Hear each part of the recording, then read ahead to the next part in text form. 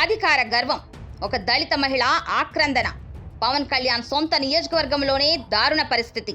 ఇక రాష్ట్ర వ్యాప్తంగా ఇంకెంత ఘోరంగా ఉందో. ఈ మధ్య మహిళలపై రెచ్చిపోయి దాడి చేస్తున్న జనసేన నేతలు, పార్టీ కట్టు తప్పుతున్న పట్టింపుల్లోని పవన్ కళ్యాణ్. పిఠాపురం నియోజకవర్గంలోని గొల్లప్రోలు మండలం తాటిపత్రి గ్రామంలో ఒక సామాన్య ఆర్థిక లావాదేవీల చర్చ కాస్త అరాచకానికి వేదికైంది. రాజమండ్రికి చెందిన ఒక దళిత మహిళ తన భర్త ఆర్థిక వ్యవహారాల సెటిల్మెంట్ కోసం తన సోదరుడితో కలిసి తాటిపత్రిలోని సుబ్రహ్మణ్యం అనే వ్యక్తి ఇంటికి వెళ్ళింది.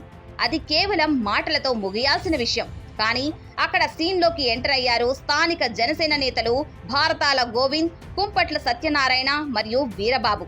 న్యాయం మాట్లాడాల్సిన చోట అధికారం తలకెక్కిన ఆ నాయకులు అమానుషంగా ప్రవర్తించారు. ఒక మహిళని కూడా చూడకుండా జనసేన నేత గోవింద్ ఆమెను నేల మీదకు నెట్టేసి దారుణంగా దూషించాడు. చుట్టూ జనం ఉన్నా తమకు ఎదురు లేదనే అహంకారంతో ఆ నాయకులు రెచ్చిపోయారు. నిన్న హర్షవీణ విషయంలో చూపించిన అదే బరితెగింపు నేడు ఒక దళిత మహిళపై దాష్టికానికి దారితీసింది.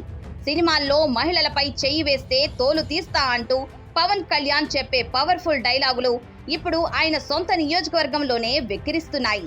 నాయకుడు సినిమాలో డైలాగులు చెబుతుంటే కింద ఉన్న క్యాడర్ మాత్రం మహిళలపైనే దాడులకు తెగబడుతోంది.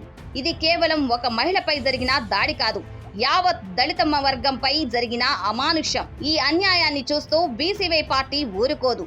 దళితులపై, మహిళలపై ఎక్కడ అణచివేత జరిగినా అక్కడ అడుగడుగునా నిలదీసేది ఒక్క బీసీవై పార్టీ మాత్రమే. అధికార బలంతో సామాన్యులను హింసించే ఏ నాయకుడైనా సరే జనాల ముందు తలదించుకోవాల్సింది. బాధితురాలికి న్యాయం జరిగే వరకు బీసీవై పార్టీ పోరాటం ఆగదు. పిఠాపురం గడ్డపై జరుగుతున్న ఈ రౌడీ రాజకీయాలకు ముగింపు పలకాల్సిన సమయం ఆసన్నమైంది. డైలాగులు వద్దు, నిందితులపై కఠిన చర్యలు కావాలని డిమాండ్ చేస్తుంది బీసీవై పార్టీ.